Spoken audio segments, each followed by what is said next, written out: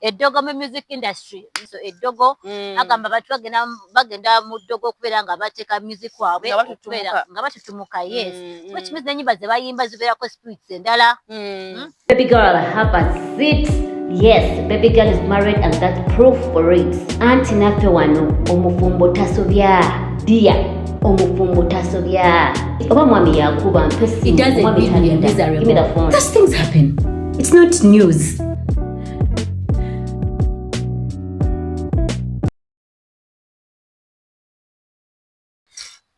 Banange eddogo mu music industry last week twagala okwogera ku eno topic naye mukyala tutandise twagala okwogera ku eno topic naye obudde ne butukwata mu week ne tutasobola kugyogerako naye nga tubanyiriza nnyo ku YouTube bannanenenewe welcominga ku bantu buli kasana introducinga abantu mpaako bannange. Welcome once again to our YouTube channel. Banaye tubaniriza mwe bali kwekuumira awo buli tusulayo ne muwatchinga ne muviewinga ne musubscribinga ne musharinga tusimye bannange. I'm called Fifilina with my friend Babinals omukyala omufumbo ayagala nnyo obufumbo ayagala nnyo omwami we era nze buli wondaba manya nina ekigambo marriage written on my forehead kubanga nze ndi marriage advocate. Era tubagala nnyo abafumbo banne tubagumya tubagamba tubeereyo tupambane n'obufumbo bwaffe oba buyuga guma buyuge omuyaga gubeerawo omuyaga we gujja saba owedda wesuubi saba mukama obimukwasa nomugamba mukama nzuuno naye nga nze Babinals Kakyala Koligai oli mbajjukiza nti bambi musubscribinga ku channel yaffe eno okulaba nga tukula and click on the notification bell akakadde kakuyambako nti buli kaseera tusuulayo ka video we kati gwaseko kalaba video muzirayikinge mukomentinge tukola tutya wotulaba neno how do you feel kyetukola gye kiri oba tubulamu you can also compliment nizo streambi zituyamba oku improvinga twetaaga oku improvinga naye nga ebibadde bikyayita ku social media manyire twogera about marriage faith and motherhood. Kati leero mu bintu bya faith tugenze okulaba nga mu music industry omanye Fifi fenga abalokole because we are balokole people here batugamba nga wolokoka leka world music ennyimba z'ensisi nnungi zibeerako emyoyo sometimes tugamba naye abantu batujubisa abalokole okitegeera kati nagamba ne kati ennyimba obuyimba bajubisa naye kibadde kitabuseemu nnaku zino a few weeks ago ne kati zibi kyagenda mu maaso eddogo agamba batu bagenda mu ddogo okubeera nga bateeka music wabwe nga batutumuka yes which means n'ennyimba ze bayimba zibeerako spirits endala so kati obeera ng'oli eyo ng'obadde okyawakana ogaba bannange abalokole balina akajanja balimba mubiwulire waba muyimbi addamu kwogera kigambo nti mulokole tebakidda mulokole waawo asabirawo basaba kuba wale pastor Bugembe wano nga bagenze ku wole Sunday basaba nedda bone mu church ne bawaayo baba bagenze kwenenya bwenenya soka kulokoka yasoka nabeera mu Kristo nava mu Kristo nalokoka ngalabi ensi yonna egaanyi buli kyakola kigaanyi agenda kubasawa abaganda kakati batandika okweraguza agenda mbasawo omusawo amugambo oyagala linnya ngaani agamba nga Abudumulasi nti noonyereza mbayimbi bonna oyagala bangaani ng'atandika okugamba njagala erinnya ng'erya Abudumulasi liri lyasusse amenya bikaali baatugambanga ne mu shozo okumanya wali mulogo mulungi n'abantu baafanga mu shozo nti waliwo erinnya erisala abantu ne lisala nga bwe buyiza okugamba nti olwo oluguudo lusala abantu kati erinnya lyasalanga abantu bwe buwangaazi osanga gye likoma okubanga ekintu kyekola abantu bafiiranga ddala mu shozo abantu bafa n'ezo ensi z'ebweru osanga abantu nga tokikoze nga saddaaka mbu waddeyo abantu abazibu nga sisi tolaba nti nze bandoga banziika mu ttaka ate Kabiri yaloga Kyaga owulira atya nga bwe tuli ku kamera kono yakwata n'amukunamira bw'ati nga jjeemu empale Kamiliyoni yakunamira Jagga ate va ku ddogo lya lyakunamira Buchaga ate lyattamu.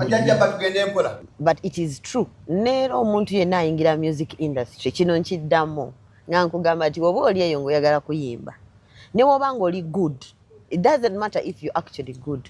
Oyinza n'okuba ng'oli muyimbi mulungi n'otasobola kuyimba kuyitawo. Oluyimba lwo n'ofulumya oluyimba nga lumu n'otaddamu kuwulikika. Ekyo nakyo gye kiri.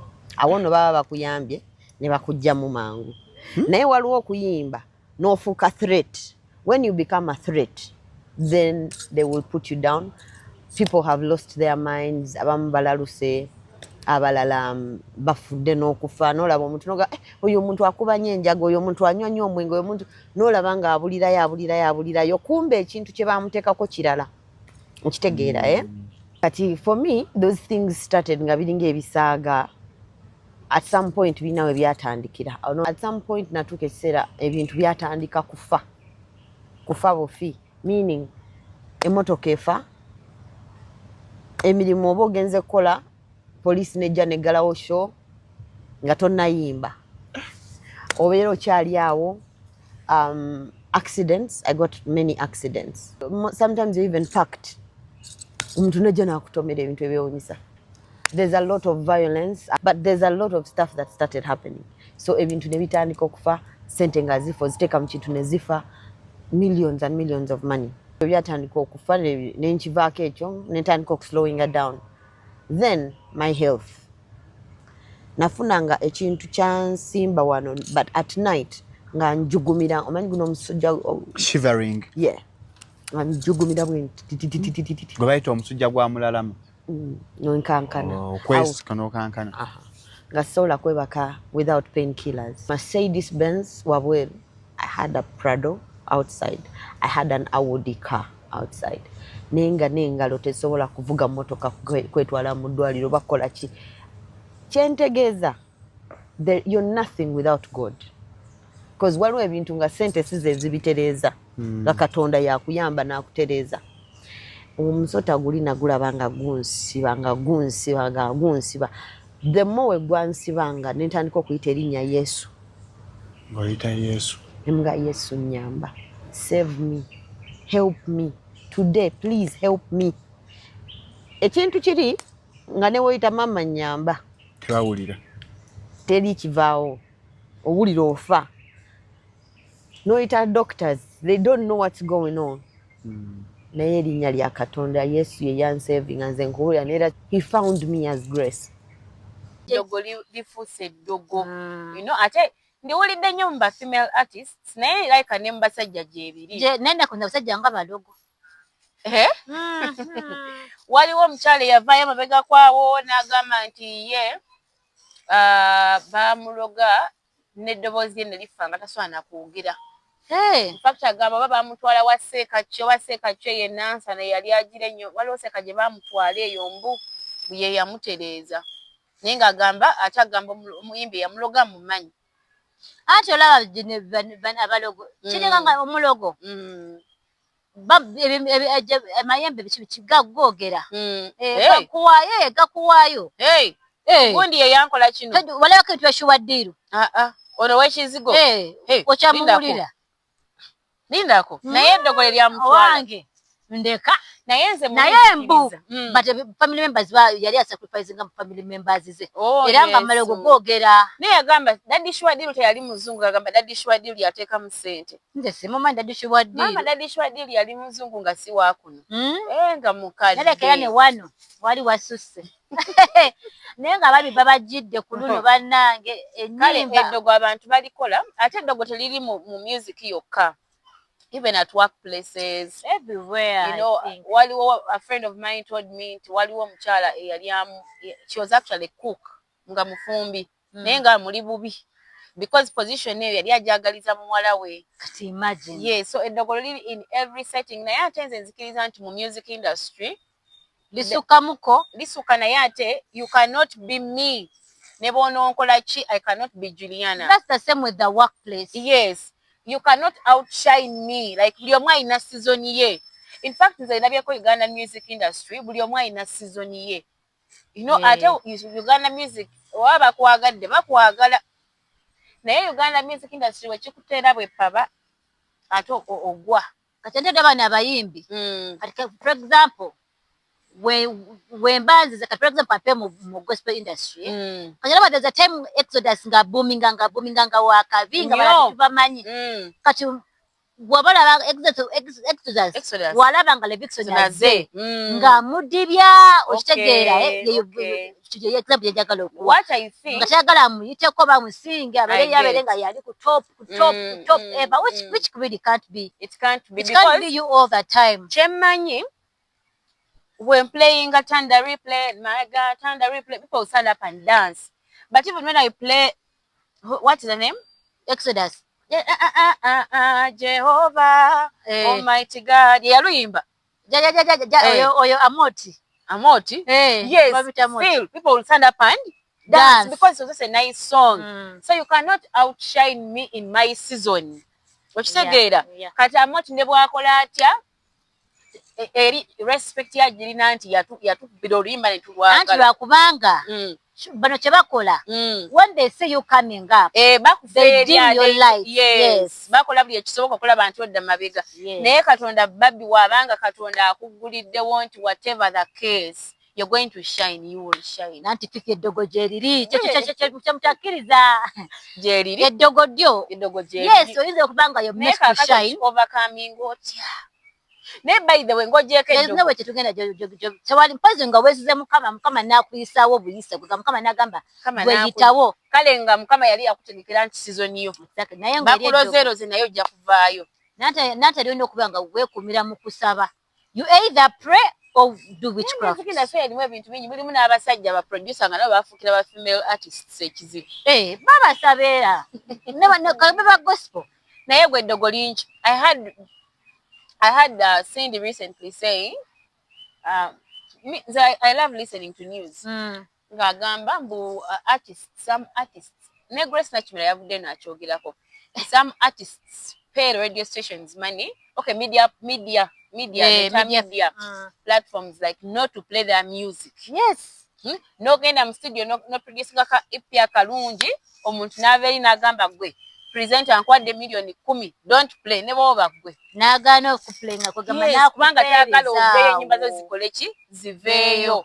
But that there is enough room for all of us to share nakubanga akatukogera nete kati kakirizika kubanga tungana ali kugamba mineral water tuina spice tuina renzori tuina Nirvana tuina bichi amazzi gonagaze nete gajjawo renzori Filane Elgoni waffe omunywako bannayo oli awo. Nabe Busoga bayinayo. Nabo bayinayo. Tulina pot water, tulina bichi. That's all water. Kugamba space where just that oba abantu. Nene dogo dio teina biritali. Ni mu mirimu. Zebabu kankubuulire. Mu bufumbo abakyala beeruga. Juliana, sorry, Judith Wabire yasinzanga n'owuliranga eggulu lisse. Naye bwe bakuba oluyimba lwa Nabbosa right now. It does not refuse the fact that Babire yayimba ate nyimba zikyaliwo asinza n'owuliranga oli mu mwoyo. Okitegeera. It just means God has blessed us differently in different seasons. Eyo season yali ya Judith. Ne kujjako season ya Nabbosa. Abaana bazze waliwo yakubya akeeseza obudde. Bamukuba osikirawo. Gwe ne kambuzi oleza mu gospel industry naye dogo gyeriri. Gyeriri. Tebabayo muvi. Oba Katonda yayamba. Tomanya. Ne mulimu n'abayimbye gospel nga bali buli wamu naye nga nabo baagaana okola ki? Okuvaayo. Eka byonna bya season. Nenge dogo bannange lisobola okukwesa dogo. Naye mulekerawo okufrustrating abantu Katonda waba yagamba nti kirina okuba kijja kuba. Ojja muloga wayiteyo emyaka 10 eri ajja vaayo. Ne maama bakuloga n'ofa. Waliyo no Red Button musajja biti. Yabyeso wange. Aliwa. Yavuddeyo kero nayogera. Dogo naye. Nga gamba kabiro ngawe yamuloga. Nete na Grace like yali bbi. Grace Nachimera bamulogera ddala singa teyali mulokole. Mukama yagamba nti Mukama ye yantaasa. Mukama yamugjayo bujja namugamba vaayo. Temuntiisa mbadde njagala kutandika kuyimba. nange kati olaba kati dola n'YouTube channel zino batugira ono wala wala bagamba naye kati tuyimbe newotagenda mu kuyimba YouTube channel kati balondoza ayinga ka YouTube channel gamba ha obuli obujirira wabula buno blood of Jesus. Nze mulinzikiriza nti Katonda wagamba nti kijja kuba. Kijja kuba. You will frustrate my ways, you will frustrate my path, you will frustrate me, naye Mukama wabanga yanteekako ekintu. Eddogo ly'omukika. Kale obuzibu bwe buli nti okusomozebwa kubamu. In fact okusomozebwa kuleetera abantu okugamba let me give up. You know, nakubayo akayimba ne kafuuka hit ne bandoga n'endwala n'enkola ki. Bibadde ne mu politics nti omuntu ajja n'abeera MK omulungi ne bamukwatamu. Ogenda kulaba nga alwala. Bamukwatamu. N'alwala omuntu eyavaayo ng'ali vibrant alina amaanyi ali energetic nga tukyamuwulira. Tuba tetukyamuwulira. Anti kana tefe abantu tulisa okwika okudecide nga oyo tetuddamu muwa. Talina kyakoze. Naye nga yavaayo ng'alina ideas ng'ali vibrant nga you know. Ne mu bayimbi twe tugenze wala. Ne mu kika ky'ovaamu. Ate abo bannaye batuloze bannaye nze mundoze naye mbabuulira mmwe mu linnya erya Yesu temujja kunsobola. Mmwe abatulangirako mbe tugenda kufumbirwa. Ne mutulangirako mbe tujja kusoma. Ne mutulangirako tetujja kufuna mirimu. Mutambulira ki ye mufa ki? Byonna mubikoze naye mbabulira tugenda kuyitamu. Emotoka tugenda zivuga mu maaso gammwe nga tubayitako bwe muti. Ate let me buy a car and I find you which you will see. Naye ng'abalogo batema akufrustratinga. Bugembe yakimbako n'agamba be bamu ababaloga ate yamusanga n'amugangulira kiro ya sukaali singa teyali ffe temwandibadde kikyuli. Tukanga gwe biwali ate naye Mukama yatukwe kusooka akugambe bannaye nze yakusabira. Abasabira. Nze bannange bonna akusanga nga nguza akamotoka kange. Yimirire eri wala nja kusambuliza amazzi. Nabanga te Mukama batabyagala. Mukama bayagala sebo omuntu akuloge gwe omuleke. Omusonyiwe wefulenga tamumanyi atugamba leave it all to God. Take it to the Lord in prayer. Tomunyega obulokole kintu kirungi. Kubanga singa twafuna ka spirit of revenge ako.